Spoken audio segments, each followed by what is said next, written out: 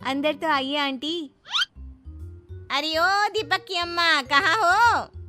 अरे बिमला, आओ आओ, क्या बात है, बड़े दिन बाद याद आई तुम्हें मेरी।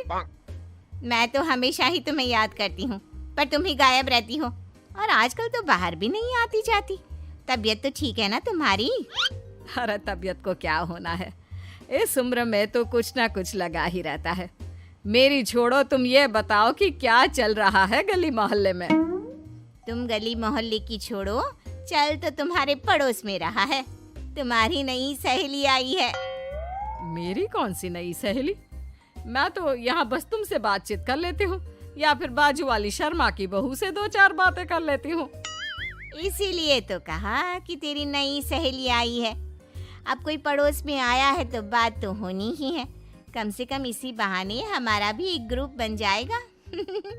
फिर सब मिलकर अपनी बहुओं की शिकायतें किया करेंगे। दोनों हंसने लगते हैं। तभी प्रिया चाय लेकर आती है और सामने टेबल पर रख देती है। दोनों चाय पीती हैं और बातें करते हैं। चलो मैं चलती हूँ, अब कल मिलते हैं। राम राम।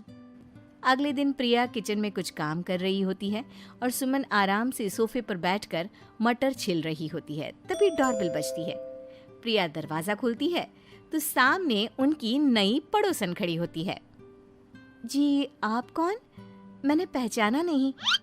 नमस्ते बेटा, मैं शारदा, आपके बगल वाले घर में अभी 2-4 दिन पहले ही शिफ्ट हुए हैं। ओह अच्छा अच्छा अच्छा, नमस्ते आंटी, अंदर आइए ना आप। देखिए तो मम्मी जी आज कौन आया है।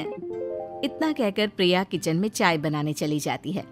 नई पड़ोसन को घर पे देखकर सुमन थोड़ा हैरान हो जाती है। नमस्ते बहन जी, मैं शारदा, आपकी नई पड़ोसन। अच्छा अच्छा, आप हैं हमारी नई पड़ोसन। आइए आइए, और बताइए कैसी हैं आप? जी बिल्कुल ठीक हूँ। वो दरअसल घर पर छोटी सी पूजा रखवाई थी, बस उसी का प्रसाद देने चली आई। सोचा इसी बहाने नए पड़ोसियों से भी मुलाकात हो जाएगी। ये तो बहुत अच्छा सोचा आपने। सुमन प्रिया को आवाज लगाती है। अरे ओ बहू, जरा चाय पानी का तो आके पूछ लो। ये आजकल की बहुएं भी ना, जब तक बोलो नहीं तब तक कुछ नहीं करेंगी। आई मम्मी जी। प्रिया चाय लेकर आती है। दोनों बैठकर चाय पीती हैं और खूब सारी बातें करती हैं। अच्छा बहन जी, अब मैं चलती हूँ, फिर मिलते हैं। अब तो आना जाना लगा ही रहेगा। शारदा के जाने के बाद प्रिया किचन से बाहर आती है। क्या बात है मम्मी जी, आप दोनों को देखकर तो लगा ही नहीं कि पहली बार मिल रही हो। आप दोनों तो बिल्कुल बिछड़ी हुई सहेलियों की तरह बातें कर रही थी। अरे जब दो औरतें मिल जाती है ना, तो बातें अपने आप ही निकल आती है। अब तू अपने काम पर ध्यान दे, बातों पे नहीं। ऐसे ही कुछ दिन बीत जाते हैं। अब सुमन और शारदा अच्छी सहेलियां बन गई होती हैं। दोनों एक साथ मंदिर जाती, मार्केट जाती और कभी कभी तो विमला भी इनके साथ मिलकर खूब हंसी ठिठोली करती। एक शाम तीनों बैठकर सुमन के घर पर चाय पी रही होती हैं कि तभी बहुत तेज बारिश शुरू हो जाती है। सुमन जोर से प्रिया को आवाज लगाती है। प्रिया, ओ प्रिया, देख कितनी तेज बारिश हो रही है। जाके छत से सारे कपड़े ले आ, नहीं तो सब भीग जाएंगे।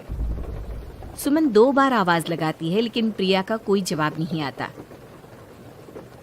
शायद प्रिया कुछ काम कर रही है, इसीलिए कुछ जवाब नहीं दे रही।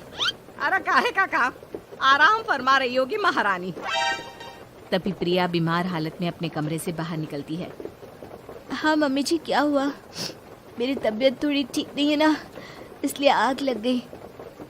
अरे सारे कपड़े भीग गए और तुझे सोने से फुर्सत नहीं है। सबके सामने सुमन के मुंह से ऐसी बातें सुनकर प्रिया उदास हो जाती है और छत से कपड़े उतारने चली जाती है।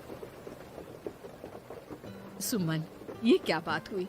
प्रिया ने बताया ना कि उसकी तबीयत ठीक नहीं, इसलिए उसकी आंख लग गई। तुम भी ना खामखा उसे सबके सामने सुना दिया। अरे आप नहीं जानती शारदा जी, कुछ बहुएं ना बहुत आलसी होती है, घर का एक काम नहीं करना चाहती। ऐसा नहीं है सुमन, तुम्हारी बहू तो बहुत प्यारी है, तुम्हारी सारी बात भी तो मानती है। हाँ सुमन, तुम प्रिया के बारे में ऐसा क्यों सोचती हो?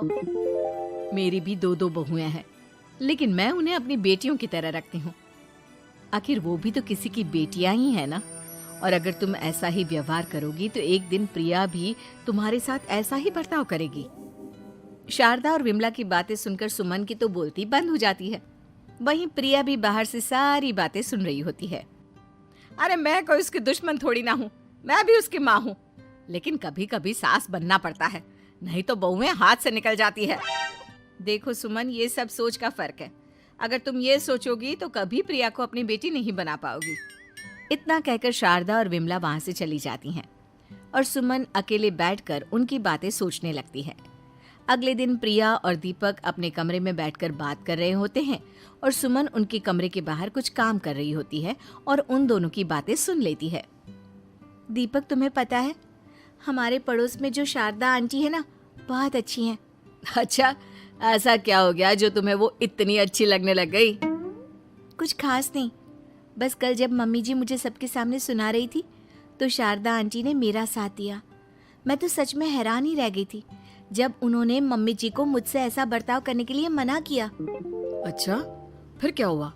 होना क्या था, शारदा आंटी तो मम्मी जी को समझा ही रही थी कि बहू को भी बेटी की तरह ही रखना चाहिए, लेकिन मम्मी जी तो मम्मी जी है ना, उन्हें तो मुझ में हमेशा कमी ही दिखती है।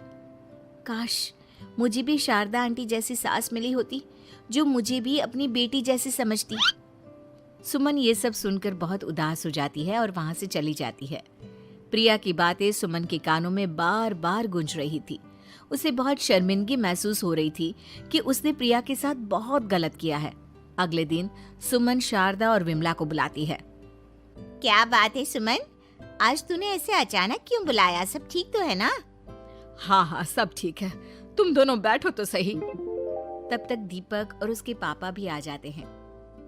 प्रिया, तुम भी आ जाओ। क्या हुआ मम्मी जी, आपने बुलाया? हाँ प्रिया बेटा, मैं आज सबके सामने तुमसे माफी मांगना चाहती हूँ। मैंने आज तक तुम्हारे साथ बहुत बुरा व्यवहार किया है, लेकिन तुमने कभी भी मेरे साथ बुरा बर्ताव नहीं किया।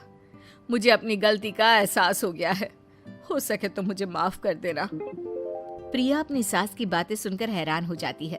उसकी आंखों में आंसू आ जाते हैं। प्लीज मम्मी जी, आप मुझसे माफी मत मांगिए, मैं भी आपकी बेटी ही हूँ। वैसे एक थैंक यू तो मेरी नई सहेली को भी बनता है, जिसकी वजह से मुझे मेरी गलती का एहसास हुआ। शारदा बहन, आपका बहुत बहुत शुक्रिया जो आपने मेरी आंखें खोल दी। अरे क्या सुमन, तुम भी ना? तो फिर इसी बात पर चाय और पकोड़े हो जाए। हाँ हाँ, क्यों नहीं।